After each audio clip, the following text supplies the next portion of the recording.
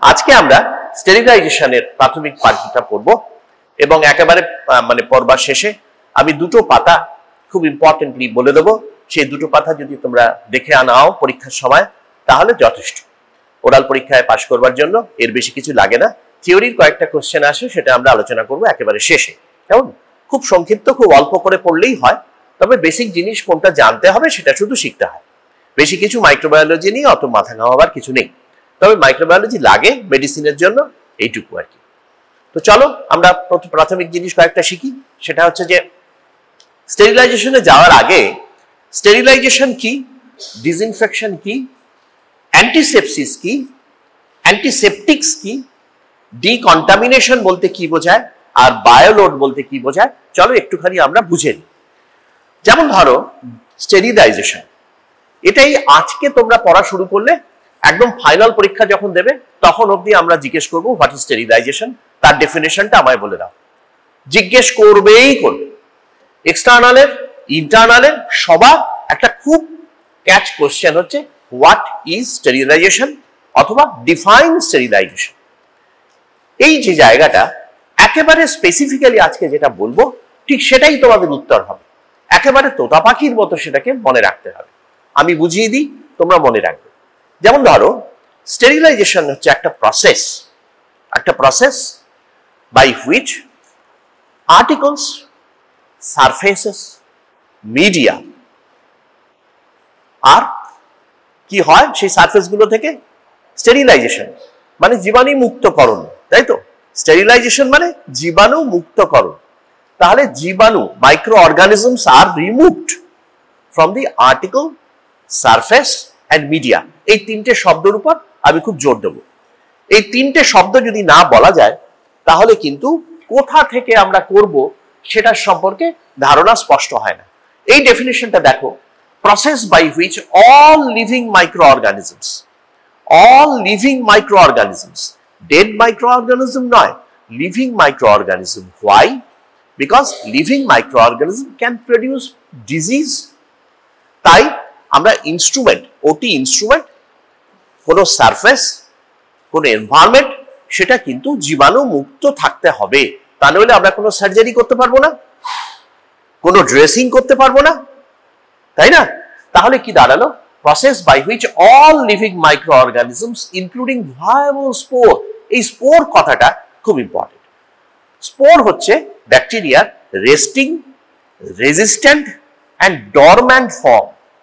ব্যাকটেরিয়ার কি ফর্ম হচ্ছে স্পোর? রেস্টিং মানে বিশ্রামরত, রেজিস্ট্যান্ট মানে দুর্ভেদ্য, অ্যান্ড ডরম্যান্ট মানে সুপ্ত। তাহলে তিনটে অবস্থায় যদি ব্যাকটেরিয়া, কোন অবস্থায় কখন ব্যাকটেরিয়া যাবে? যখন ব্যাকটেরিয়া বিপদে পড়বে। তাহলে in adverse environment bacteria they produce spore, isn't it? Spore, what is spore? Sir, this is resting, resistant and dormant phase of bacteria.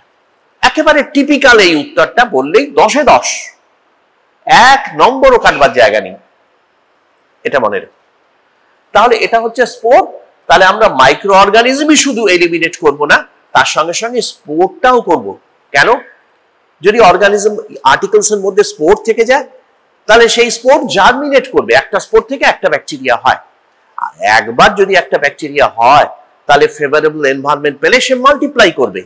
এস্টেরিশিয়া কোলাই 20 minute পর পর মাল্টিপ্লাই করে, প্রচুর ব্যাকটেরিয়াল কাউন্ট হয়ে যাবে। তাহলে সেক্ষেত্রে আমাদের টার্গেট কি? স্টেরিলাইজেশন কি? To remove all living microorganisms including viable spore. এই কথাটা খুব ইম্পর্টেন্ট। স্টেরিলাইজেশনের viable spore are either destroyed or remove from an article, surface, medium, এই তিনটে শব্দ ইম্পর্টেন্ট। তাহলে কি বলতেই হবে পরীক্ষায়? বলতে হবে হচ্ছে যে living microorganism including viable spore. Viable spore, যে স্পোর সত্যি active.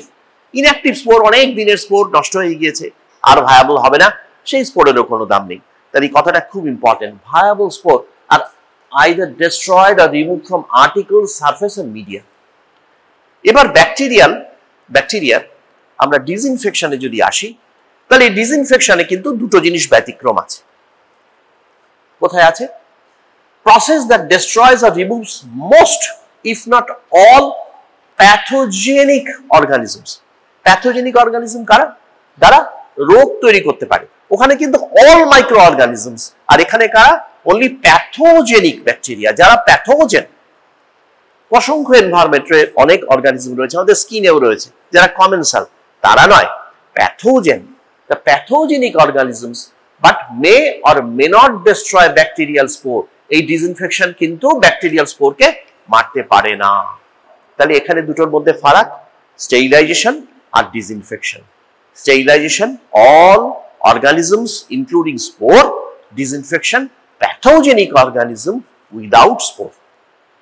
From where? Common surface, article and media. Media হচ্ছে আমরা যে মিডিয়াগুলো তৈরি করি ব্যাকটেরিয়া খাওয়া দাওয়ার জন্য, সেইটা। তাহলে এই বাকি জিনিসটা কমন। এই দুটো জায়গার মধ্যে একটা ডিফারেন্স, শুধু এইটুকু জানলেই, পরীক্ষা ঠিক মতো বললেই পুরো নম্বর, কোথাও কাটবার জায়গা নেই। এটা কিন্তু একদম শেষ দিন অবধি, ফাইনাল পরীক্ষা শেষেও আমরা জিজ্ঞেস করব। এইবারে প্রফেশনাল পরীক্ষা যখন মাইক্রোবায়োলজি ফাইনাল হবে, তখনও কিন্তু এই স্টেরিলাইজেশন আর ডিসইনফেকশনের ডেফিনিশন আমরা অন্তত 150 জনের মধ্যে 125 জনকে জিজ্ঞেস করব। আর এটা বলতে পারলে প্রাথমিকভাবে একটা খুব ভালো ধারণা তৈরি হয়। এবার এসো প্রথম স্লাইডে যাই। এবার বলছে যে results in reduction of 10⁶ log CFU। CFUটা কি? Colony forming unit. একটা ব্যাকটেরিয়া থেকে আস্তে আস্তে একটা উপনিবেশ তৈরি হয়, সে মাল্টিপ্লাই করছে, একটা কলোনি তৈরি হলো। তাহলে একটা কলোনি একটা ব্যাকটেরিয়া দিয়ে হলো, একটা ক্লোন, তারপর সে কিন্তু মাল্টিপ্লাই করে অনেক ব্যাকটেরিয়া তৈরি করলো। তাহলে ওই একটা 10⁶ লগের বেশি কলোনি কাউন্ট কিন্তু মাইক্রো অর্গানিজমের, এবং তাদের স্পোর শুদ্ধ ও ডিস্ট্রয় করতে পারে। তাহলে এটা ওর ক্যাপাসিটি। স্টেরিলাইজেশন যে প্রসেস, তাতেও more than 10⁶ log CFU bacterial count reduce করতে পারে। ব্যাকটেরিয়াল কাউন্ট কমে গেলে ইনফেক্টিভ ডোজটা ব্যাকটেরিয়া থাকে না। প্রত্যেক ব্যাকটেরিয়ার একটা ইনফেক্টিভ ডোজ আছে। যেমন তোমরা পড়বে সিজেলা বলে একটা অর্গানিজম আছে যা ব্যাসিলারি ডিসেন্ট্রি করে। তা যদি আলু কাবড়ির মধ্যে বা ফুচকার মধ্যে 10টা থাকে, তাহলে তোমার সেদিন ব্যাসিলারি ডিসেন্ট্রি হবে। অনলি 10টা ব্যাকটেরিয়া। তাহলে সেই ব্যাকটেরিয়ার প্রত্যেকটা এরকম ব্যাকটেরিয়ার একটা নির্দিষ্ট কাউন্ট আছে। তাহলে আমাদের টার্গেট হচ্ছে ব্যাকটেরিয়াল কাউন্টটাকে কমিয়ে আনা। অ্যাটলিস্ট যদি কিছুই না হয়, ব্যাকটেরিয়াল কাউন্টটাকে কমিয়ে আনা। তাহলে কি হবে? ব্যাকটেরিয়ার গ্রোথটা কম হবে, আমাদের সারফেসটা পরিষ্কার থাকবে, সার্জারিটা ক্লিন হবে, সাকসেসফুল হবে। তাহলে এই টার্গেটটা একেবারে আমাদের শেষ দিন অবধি চিকিৎসক হিসেবে মানতে হবে। স্টেরিলাইজেশনটা আমরা করতে পারলাম কিনা। এবারে দেখো, এখানে আমি বলেছি ডিসইনফেকশনের গল্পটা, তোমরা এবার শুনেছো। ডিসইনফেকশনে দেখো রিডাকশন মোর দ্যান 10⁻³ লগের মতো করতেই হবে। 10⁻³ লগ কিন্তু ডিসইনফেকশনে করতেই হবে, টার্গেট। এখানে কিন্তু স্পোর আমরা মারছি না, তোমরা জেনে গেছো। পরের ডেফিনেশনে এসো এদিকে, অ্যান্টিসেপসিস। আমরা বলি না অ্যাসেপটিক্যালি, এটাকে যদি তোমরা অ্যাসেপসিস বলো তাহলে আরো ভালো। এটাকে অ্যাসেপসিস বল।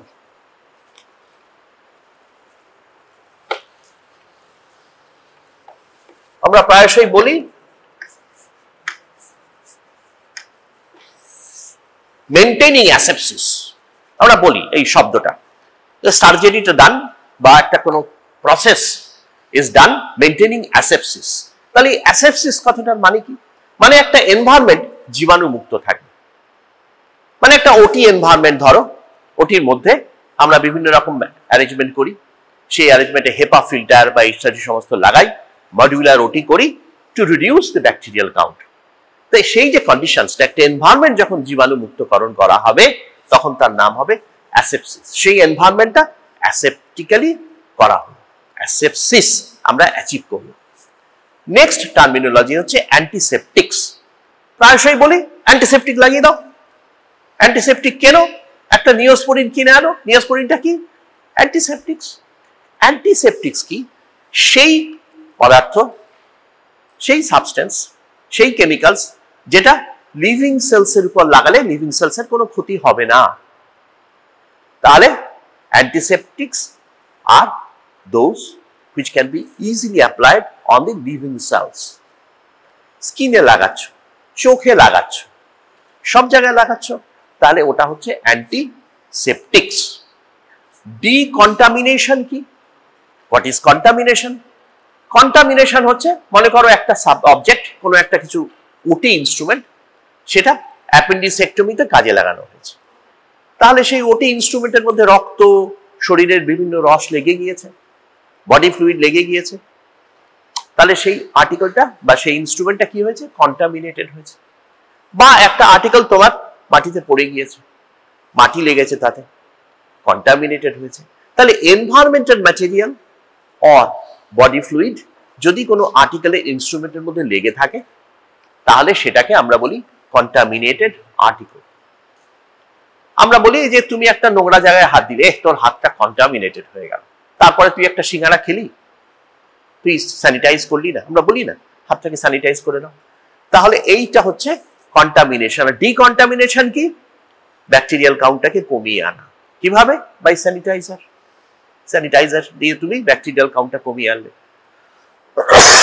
স্যানিটাইজারও সেরকমই ম্যাটেরিয়াল গুলো থাকে, যেমন আমরা ইথাইল অ্যালকোহল ইউজ করি 70% ওয়েট বাই ভলিউম, সেটা দিয়ে আমরা ব্যাকটেরিয়াল কাউন্টটাকে কমিয়ে আনি যাতে ইনফেক্টিভ ডোজের নিচে চলে যায়। তাহলে হলো ডিকন্টামিনেশন কাকে বলে? বায়োলোড। মনে করো এই একটা অবজেক্ট, এই আমি হাতে ঘুরিয়ে ফিরিয়ে দেখছি, এই আমি এখানে রাখছি, এই ম্যাটেরিয়ালটা চারপাশে যত অর্গানিজম লেগে আছে এর গায়ে, সেটা হচ্ছে ওর বায়োলোড। আবার এটাকে যদি আমি ডিকন্টামিনেট করি, মনে করো স্পিরিট দিয়ে এটাকে মুছে ফেললাম, তাহলে এর গায়ে আর অর্গানিজম লেগে রইল না, বা লোডটা কমে গেল, হয়তো 2-4টে রইল, তাহলে সেটাকে কি বলবো? সেটাকে বললাম যে বায়োলোড এটা ছিল, আমরা বায়োলোডটাকে রিডিউস করে এনেছি। Whatever it may be, the main target is to reduce the number of bacteria present there. Either it may be in the OT environment or on the instruments or any surface or in the media. The main target is to reduction of the bacterial load, the bacterial count, যাতে আমরা একটা environment pi which is relatively sterile. Relatively sterile, absolute বলে কিছু কথা হয় না। So it is relatively sterile. বোঝা গেল? তাহলে এই কটা শব্দ বারবার আমাদের আলোচনায় উঠে আসবে। এখন কিন্তু তোমাদের আর বুঝতে কোনো অসুবিধা নেই। আমরা বারে বারে যদি বলি স্টেরিলাইজেশন ইজ ডান, আমরা বারে বারে যদি বলি ডিসইনফেকশন ইজ ডান, ডিসইনফেকশন কিন্তু কেমিক্যাল দিয়ে হয়। আজকের ক্লাসের পরের ক্লাসটা হবে ডিসইনফেকশন নিয়ে। ডিসইনফেক্টেন্ট বলতে তোমরা কি কি বোঝো? যেমন ফেনল, যেমন ডেটল, যেমন স্যাভলন, ব্লিচিং পাউডার, এগুলো সব এই ডিসইনফেকশনের মধ্যে পড়বে। এবারে পড়তে গিয়ে আরেকটা জিনিস আমাদের খুব কাজে লাগবে, সেটা না জানলে এই পরের লেখা পড়াগুলো পড়তে খুব অসুবিধা হবে। সেটা হচ্ছে স্পল্ডিংস ক্লাসিফিকেশন।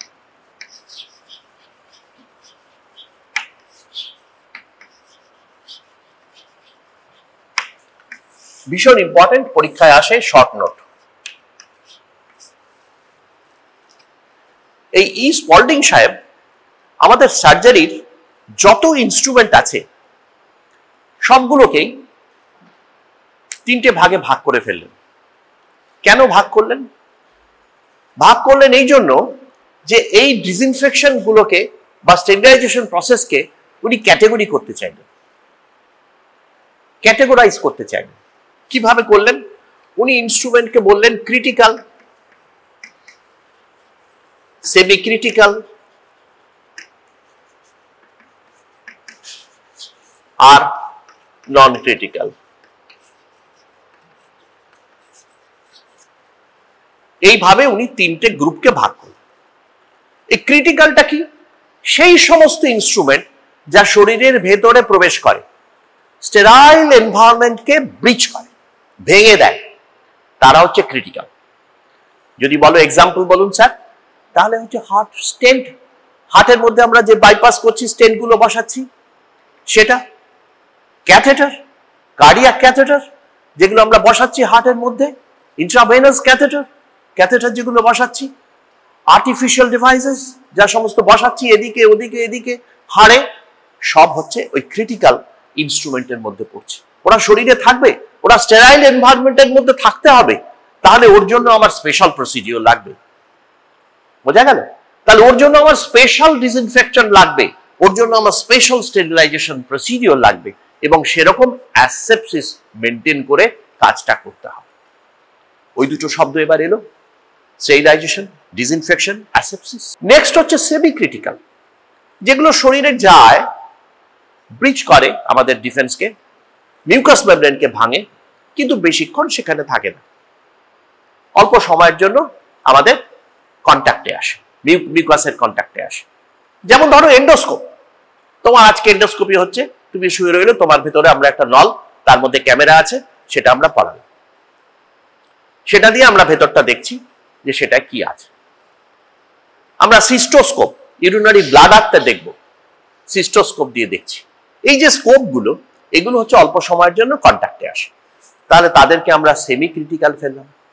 আর নন ক্রিটিক্যাল যেমন ব্লাড প্রেশার, কাফ, থার্মোমিটার, এগুলো মিউকাস মেমব্রেনকে পিয়ার্স করে না, সুপারফিশিয়ালি থাকে, স্কিনের কন্ট্যাক্টে আসে, কিন্তু ভেঙে যাওয়া স্কিনের কন্ট্যাক্টে আসে না, কোনো ব্রিচ করে না, সেগুলোকে আমরা নন ক্রিটিক্যালের মধ্যে ফেলেছি।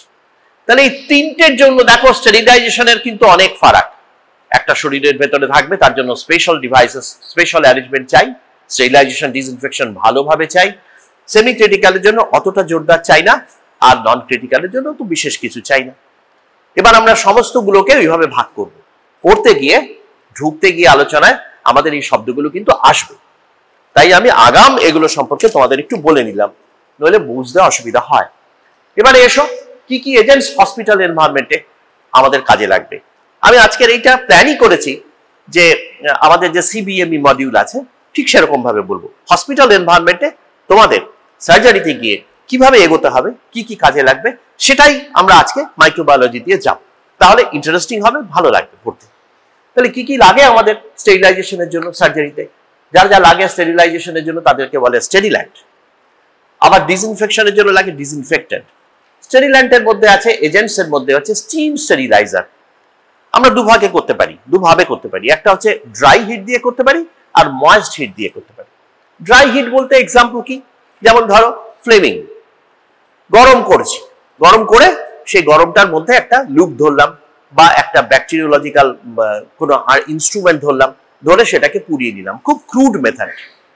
আগেকার দিনে বয়লিং হতো, ডাক্তারবাবুরা সব বয়লিং করতেন। একটা পাত্র ছিল, পেশেন্টের বাড়িতে গিয়ে বলতেন এটাকে ফুটিয়ে এনে দিন তো জলটা, পেশেন্ট অত্যন্ত শ্রদ্ধার সঙ্গে ফুটিয়ে নিয়ে আসতো 100 ডিগ্রি সেন্টিগ্রেডে, অন্তত মিনিট 10-20 মিনিট ফুটিয়ে আনতো। তাহলে এটাকে ড্রাই হিটের মধ্যে ফেলা গেল। কিন্তু ময়েস্ট হিট হচ্ছে স্টিমটা, ওই স্টিমটাকে প্রেসার কুকারের যে মডিউলটা, সেটাকে কাজে লাগিয়ে আমরা ময়েস্ট হিটের স্টেরিলাইজেশনের ব্যবস্থা করলাম। কিরকম হলো সেই পদ্ধতিগুলো আসবো আলোচনায়। আরেকটা আছে ফিল্ট্রেশন।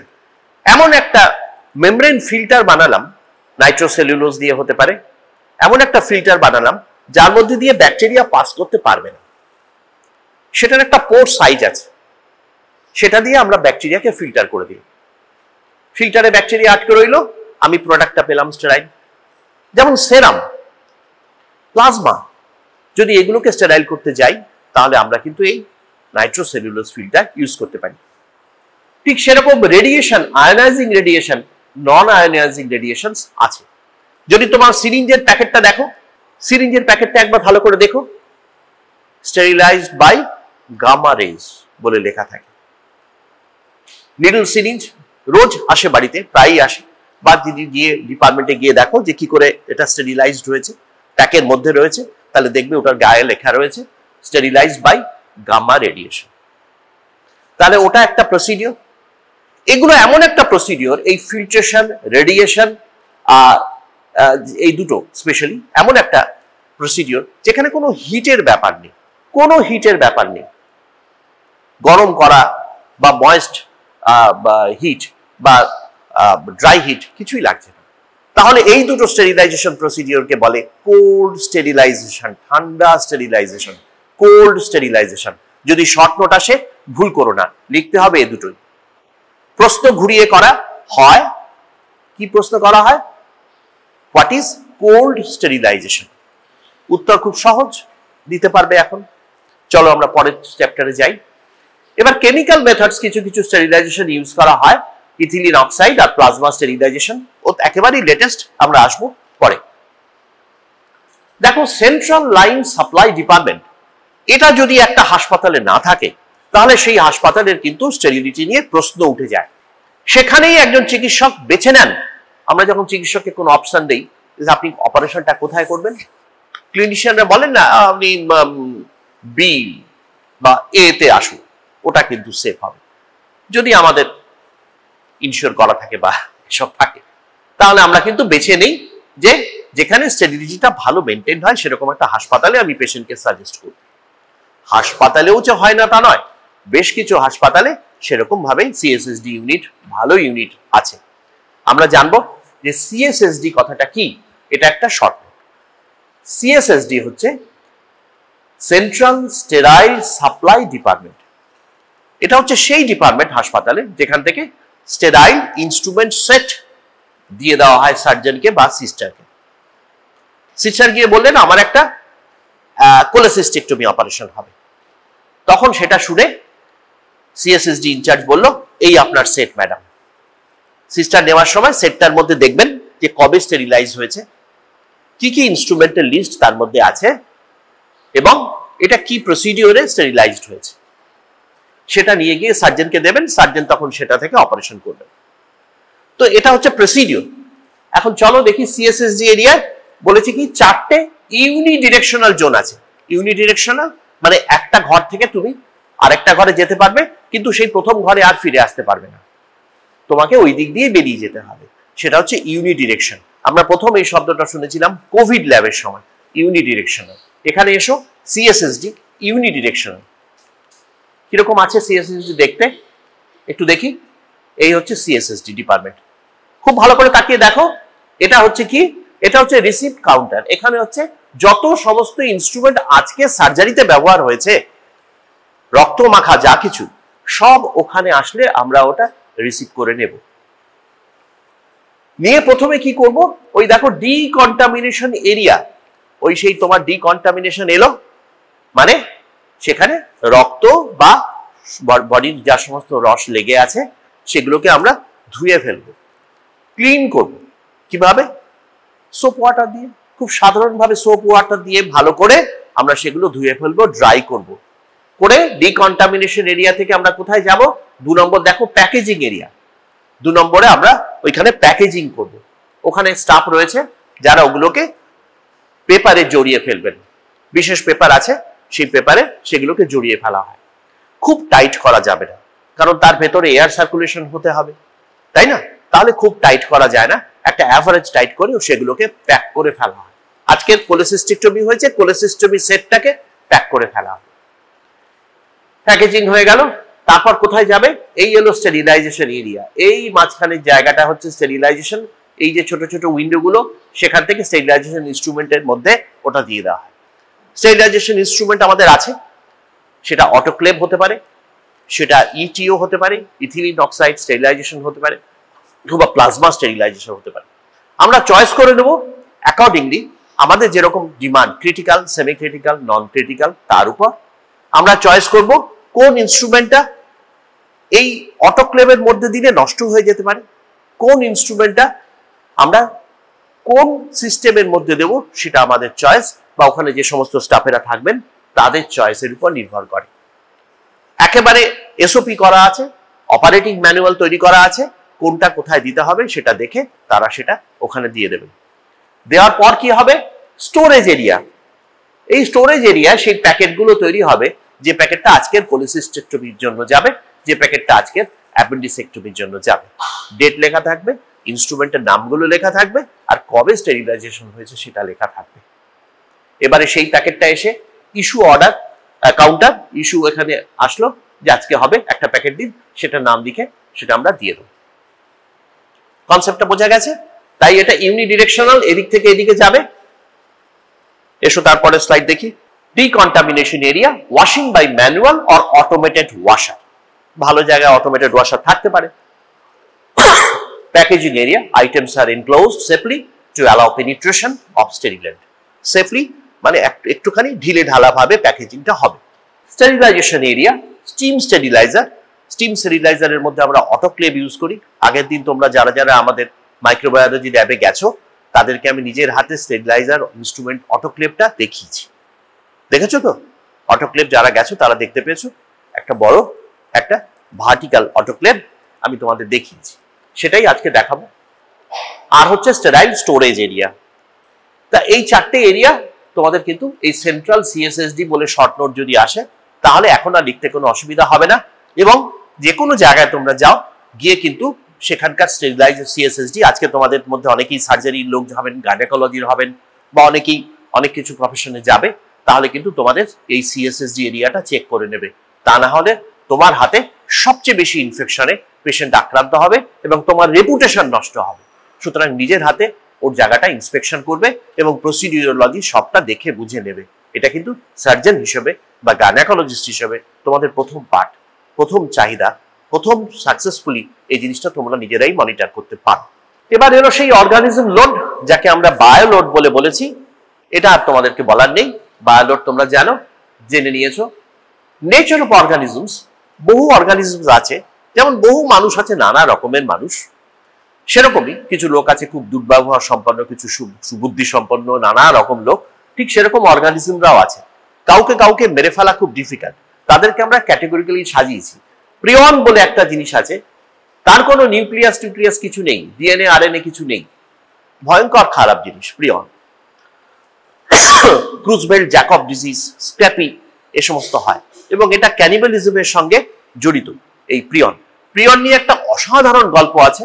এই গল্পটা আমাদের ক্লাসে একদিন যদি সুযোগ পাই তাহলে আমাকে মনে করিয়ে দিও, প্রিয়ন নিয়ে একটা দারুণ গল্প বলবো। ব্যাকটেরিয়াল স্পোর তোমরা শুনলে, রেজিস্ট্যান্ট ফর্ম, সেই bacterial spore. Bacterial spore, coccidium cyst mycobacteria হচ্ছে টিউবারকুলোসিসের জীবাণু, non enveloped viruses, fungi and vegetative bacteria, envelope virus, এই সব কনসেপ্টগুলো পরে আসবে। ভাইরাসের একটা আউটার আবরণী থাকে, বাইরের আবরণী থাকে, কিছু ভাইরাসে থাকে, কিছু ভাইরাসে থাকে না। যাদের বাইরের আবরণী থাকে তাদের এনভেলপ বলে, আর নন এনভেলপড হচ্ছে যাদের এই বাইরের আবরণীটা থাকে না। ভাইরাস যখন পড়াবো আমরা তখন এটা সম্পর্কে ডিটেলস বলবো। এবার ফ্যাক্টরস যা সমস্ত কাজে লাগে তার মধ্যে কনসেন্ট্রেশন একটা যেমন আছে, concentration, optimal concentration, contact time, temperature, stability. Biofilm একটা শব্দ আছে, বায়োফিল্ম হচ্ছে একটা ব্যাকটেরিয়া, বিভিন্ন রকম ব্যাকটেরিয়া মিলে একটা পপুলেশন তৈরি করে, যেটা অন্য কোনো কেমিক্যালস সেটাকে ব্রিচ করতে পারে না। এটা সাধারণত তৈরি হয় হচ্ছে আর্টিফিশিয়াল ডিভাইসেসের উপর। আজকে তুমি একটা ক্যাথেটার করলে, একটা স্টেন্ট বসালে, সেটা তার পরের দিনই কোলোনাইজ হয়ে যাবে, মানে তার উপর অর্গানিজম গুলো এসে যাবে এবং ওরা একটা দুর্ভেদ্য লেয়ার তৈরি করবে, এক্সট্রা পলিস্যাকারাইড একটা লেয়ার তৈরি করে। সেটা আমরা ট্রিটমেন্টের কায়দা জানি, সেগুলো পরে আসবে, বায়োফিল্মের গল্প। এবার দেখো, আমরা ওই যে সেন্ট্রাল স্টেরিলাইজেশন ডিপার্টমেন্টে অটোক্লেভ রাখি। এবার অটোক্লেভ কিছুই না, একটা প্রেসার কুকার, এবং সেই প্রেসার কুকারটা সম্পর্কে আগে দেখে নিই চলো। আগের দিন যেটা আমি তোমাদের দেখিয়েছি, এই প্রেসার কুকারে তোমরা দেখেছো, দেখো এটা একটা স্টেনলেস স্টিলের একটা বডি, আর উপরে একটা ঢাকনা আছে, লিড। এই লিডটাও কিন্তু lead made of aluminium casting with SS plate, মানে স্টেনলেস স্টিল প্লেট দিয়ে কাস্টিং করা আছে, ঢালাই করা আছে। এর উপরে দেখো প্রেসার গেজ রয়েছে একটা, এই একটা প্রেসার গেজ যেখানে কত প্রেসার উঠবে আমরা দেখতে পাবো। আর তার বাইরে, তার পাশে এই দুটো নব রয়েছে, একটা হচ্ছে স্টপ কক যেটা 15 পাউন্ড প্রেসার পারমিট করে, আর এইখানে একটা ভালভ রয়েছে, এটা 15 পাউন্ড প্রেসার অবধি ও ওটাকে আটকে রাখতে পারে, প্রেসারটাকে ব্লক করে রাখতে পারে। এছাড়া সেফটি ভালভ একটা আছে, আর এটা একটা ব্যাকেলাইট হ্যান্ডেল যেটা দিয়ে আমরা এটাকে মুভ করি। আগের দিন দেখছিলে, খুললাম আমরা, খুলে তার মধ্যে এই ভেতরে কিন্তু একটা ইমার্শন কয়েল আছে। এই কয়েলটা জ্বালাবার আগে আমরা এই অবধি জল ভর্তি করে দিই, এই এতটা জল। এই প্রথম জিনিসটা হচ্ছে জল না থাকলে এটা কেটে যাবে। এখানে একটা ইমার্শন কয়েল আছে, ল্যাবে গেলে দেখতে পাবে। এখানে আমরা জল ভর্তি করে দিয়ে তারপর সুইচ অন করে দিই।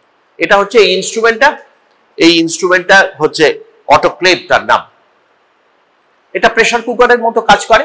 এই প্রেসার কুকারের মধ্যে জল ফুটতে থাকে এবং water বয়েলস when its vapor pressure equals that of the surrounding atmosphere। তোমরা জানো যে কোনো একটা জায়গায় যখন জল ফোটে তখন তার প্রেসারটা সারাউন্ডিং অ্যাটমসফিয়ারিক প্রেসারে সমান হয়। অ্যাটমসফিয়ারিক প্রেসার কত? 760 mm of mercury। তাহলে সেটার সঙ্গে সমান হলে জল ফুটতে থাকে। At normal pressure, water boils at 100 degrees centigrade, but when pressure inside a closed vessel increases, the temperature at which water boils also increases। একটা ক্লোজ ভেসেলস এর মধ্যে আস্তে আস্তে স্টিম তৈরি হচ্ছে, তাহলে কি হচ্ছে? প্রেসার বাড়ছে, প্রেসার বাড়ছে তার মানে বয়লিং টেম্পারেচারও বাড়ছে, তাই তো? দেখো কি হলো, when this steam comes into contact with the cooler surface, পরের স্লাইডে গিয়ে দেখো, এখান থেকে স্টিমটা তৈরি হচ্ছে, স্টিমটা তৈরি হচ্ছে। এই উপরে কিন্তু কুলার সারফেস, এখানে কিন্তু অতটা টেম্পারেচার নেই। তাহলে এই যখন স্টিমটা উঠে গিয়ে এখানে কুলার সারফেসের কন্ট্যাক্টে এলো, তাহলে সে জল হয়ে ঝরে পড়লো। জল হয়ে যখন ঝরে পড়ছে তখন সে কি করলো, ল্যাটেন্ট হিটটা, লিনো তাপটা, এই ভেতরে যে আমরা একটা বিন রেখেছি, আগের দিন বিন দেখিয়েছিলাম, একটা বক্স টাইপের যার মধ্যে ছোট ছোট পোর্স আছে, দেখিয়েছিলাম একটা বক্স, এরকম একটা বক্স যার মধ্যে আমরা ঢাকনা দেওয়া একটা রয়েছে, যার মধ্যে ছোট ছোট ভেন্ট রয়েছে। এই ভেন্ট দিয়ে এয়ারটা পাস করে। এর মধ্যে আমরা সমস্ত আর্টিকেল রাখতে পারি, মিডিয়া বা যা যা ইনস্ট্রুমেন্টস আমরা রাখবো সেগুলো আমরা এখানে রাখতে পারি। তো তারপর এটাকে ভেতরে বসিয়ে দিয়েছি। যখন আমরা ইলেকট্রিক্যাল সার্কিটে অন করব তখন এটাকে আমরা ভেতরে বসিয়ে দিয়েছি, জলটা এখানে আছে, তার উপর ওটা স্ট্যান্ডের উপর থাকবে বিনটা। তারপর অন করে দিয়েছি। তাহলে কি হলো, এই জলটা এখান থেকে স্টিমটা উপরে গিয়ে কন্ট্যাক্টে আসলো cooler surfaces, and it condenses and transmits its latent heat to the surface.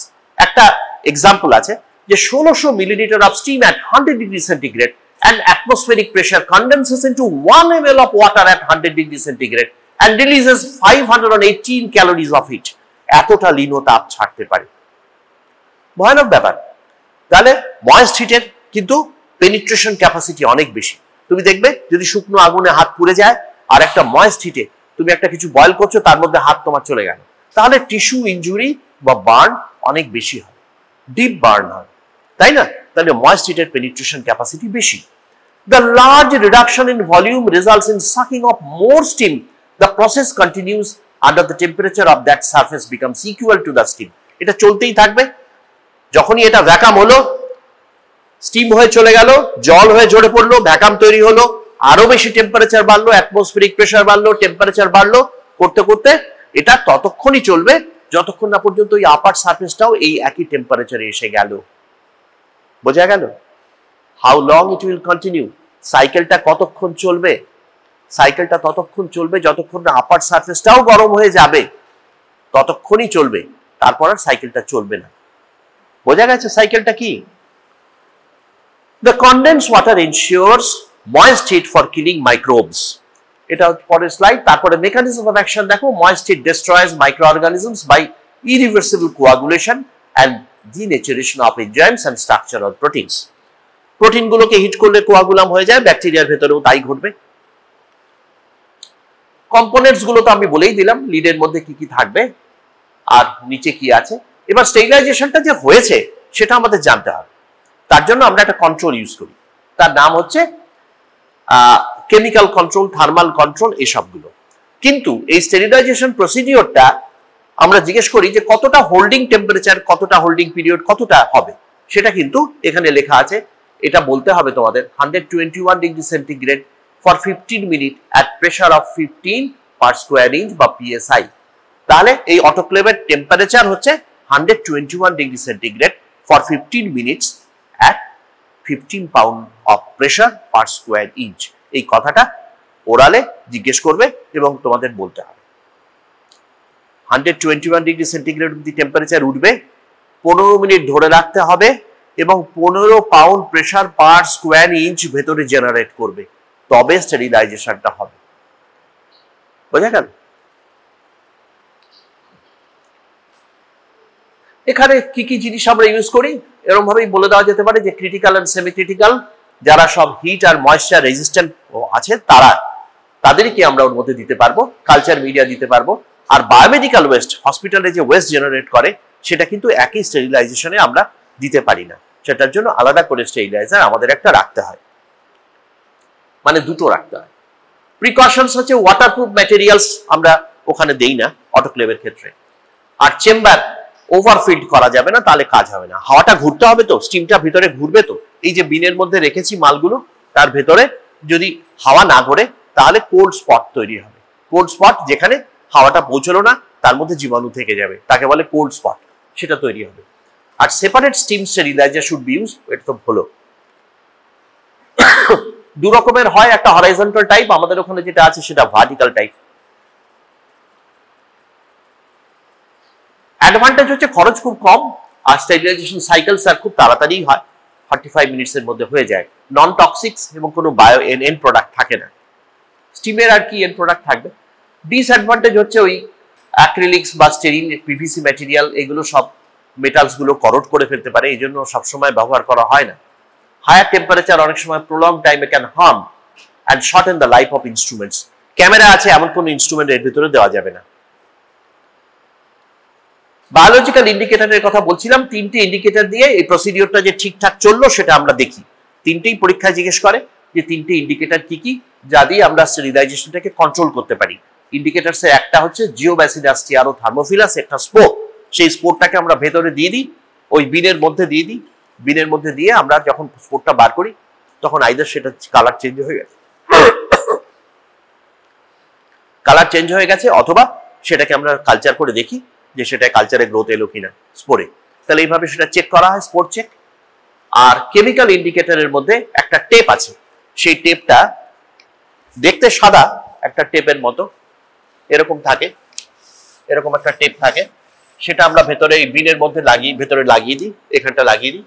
যদি এটা স্টেরিলাইজেশন পারফেক্ট হয় তাহলে এখানে কালো কালো স্পট আসে, মানে 121 degree centigrade 15 minutes and 15 pound of pressure per square inch যদি মেনটেন্ড হয় তাহলে এন্ড অফ দ্য পিরিয়ডে, এন্ড অফ দ্য সাইকেলে এরকম ছোট ছোট দাগ এসে যায়, কালো রঙের দাগ। সেটাকে বলে অটোক্লেভ টেস্ট বা বায়োডিস্ক ডিক টেস্ট। ফিজিক্যাল ইন্ডিকেটরের মধ্যে ভেতরে ওই মেশিনের বাইরের গায়ে ইন্ডিকেটরস লাগানো থাকে, একটা ডিজিটাল ডিসপ্লে থাকে, তার মধ্যে দিয়েও সবটা দেখা যেতে পারে, তাকে বলে ফিজিক্যাল ইন্ডিকেটর। তাহলে তিনটে ইন্ডিকেটর না লিখতে পারলে নম্বর নেই। অটোক্লেভ যদি শর্ট নোট আসে, এই তিনটে ইন্ডিকেটর কিন্তু লিখতেই হবে যদি বেশি নম্বর পেতে হয়। ঠিকঠাক লেখা না থাকলে কোনো নম্বরই অটোক্লেভ থেকে আসবে না।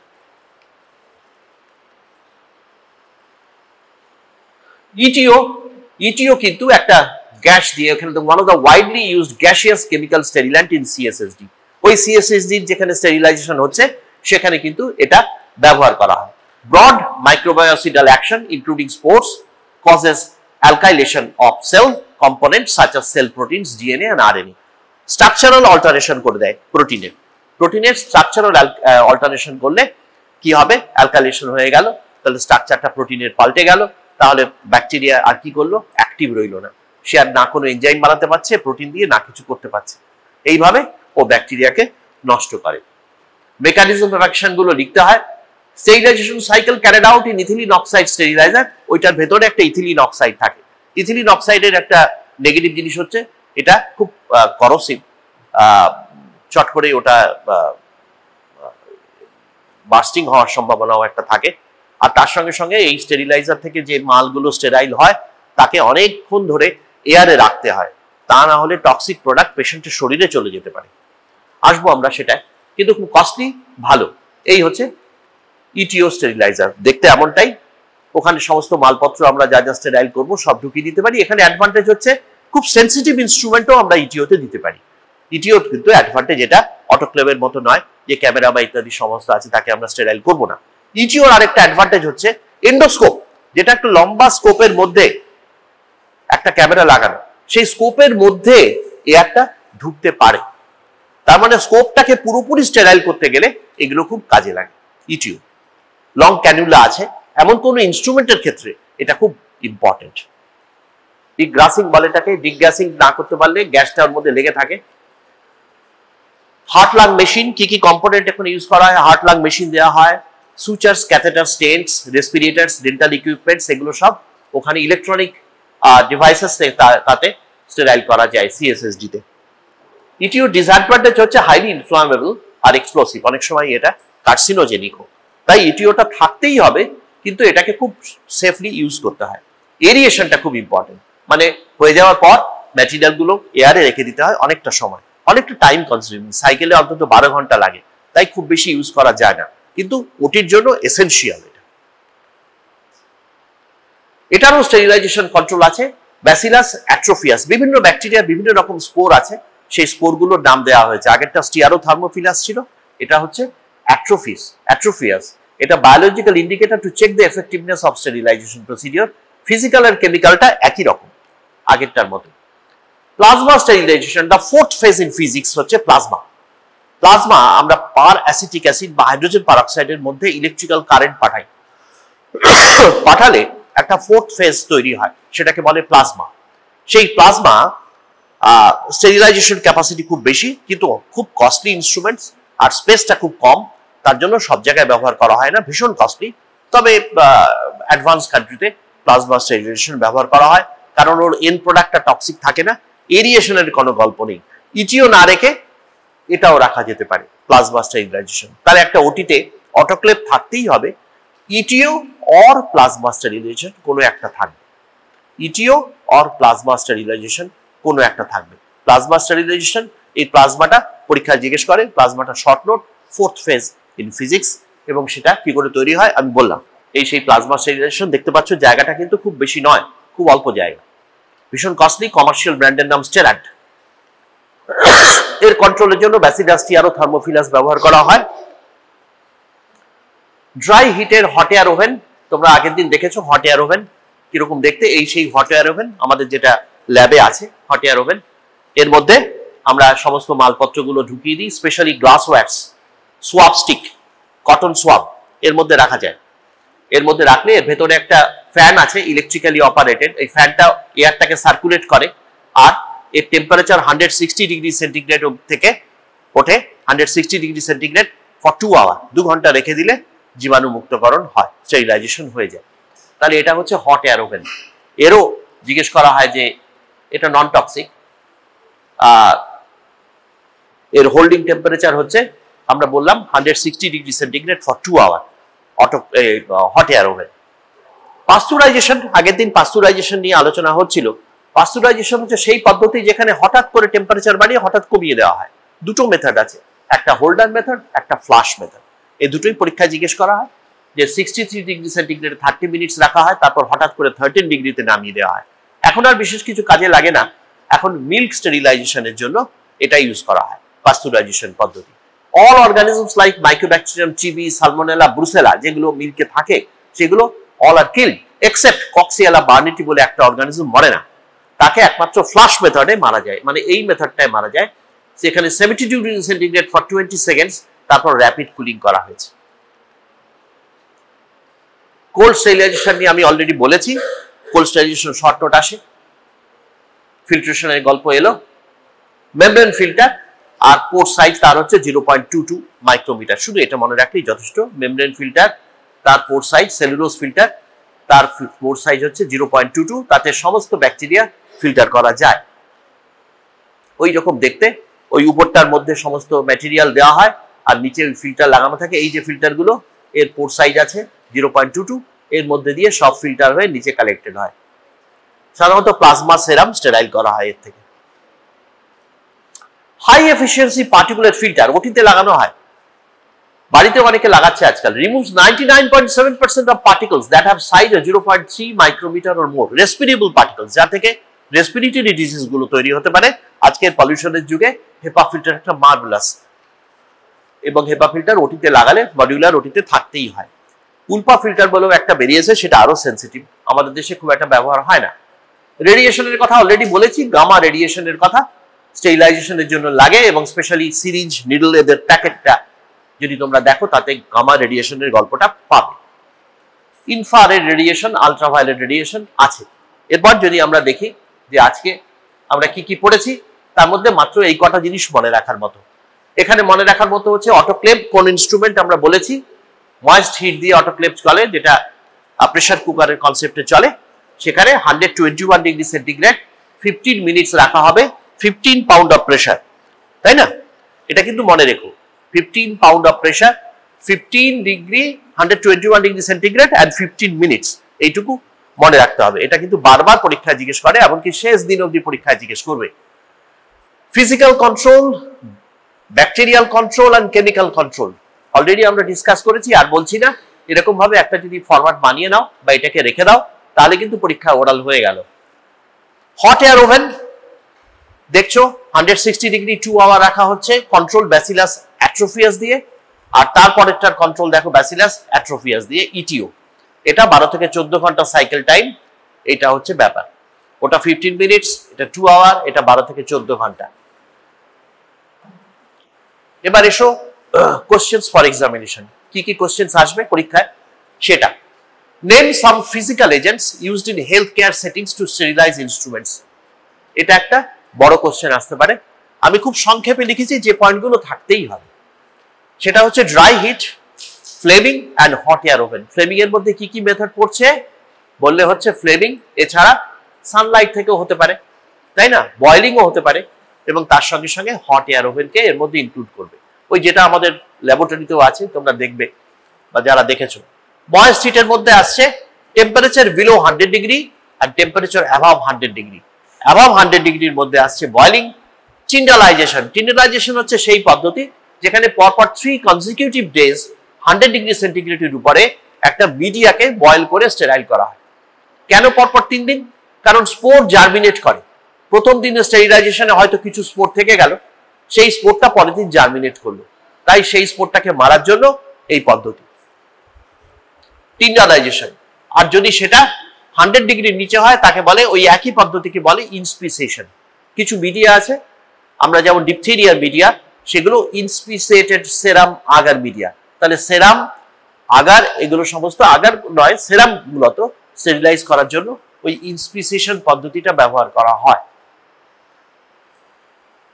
পাস্চুরাইজেশনের কথা বলেছি, ভ্যাকসিন বাদ ভ্যাকসিন স্টেরিলাইজেশনের জন্য লাগে। Gamma rays are used for sterilisation of plastic syringe. এটা ভুল করো না, এই ক্যাচ কোশ্চেন এটা। Infusion set, metal instruments. Heart lung machine is sterilised by ETO. অন্য কোনো জায়গায় ইটিও স্টেরিলাইজ করা যায় না। ফর ওটি স্টেরিলাইজেশন, আমাদের ওটি স্টেরিলাইজেশনের জন্য আগে আমরা কি করতাম? আগে আমরা ফর্মালডিহাইড ফগিং ইউজ করতাম। ফর্মালডিহাইড গ্যাস দিয়ে পরে অ্যামোনিয়া দিয়ে সেটাকে নিউট্রালাইজ করতাম। Very corrosive. 3-4 দিন বন্ধ থাকতো, ওটি বন্ধ থাকতো। এখন আর সে গল্প নেই। এখন ব্যাসিলয়েড রেসান্ট বলে একটা এসছে, ব্যাসিলয়েড রেসান্ট, ব্যাসিলয়েড রেসান্ট এটা এসছে। এটা আমরা স্প্রে করে দিই। 5 to 15 মিনিটস কন্ট্যাক্ট টাইম, তার মধ্যে সমস্ত ওটিটা স্টেরাইল হয়ে যায়, তারপরেই আমরা ওটি করতে পারি। এই হচ্ছে স্টেরিলাইজেশন।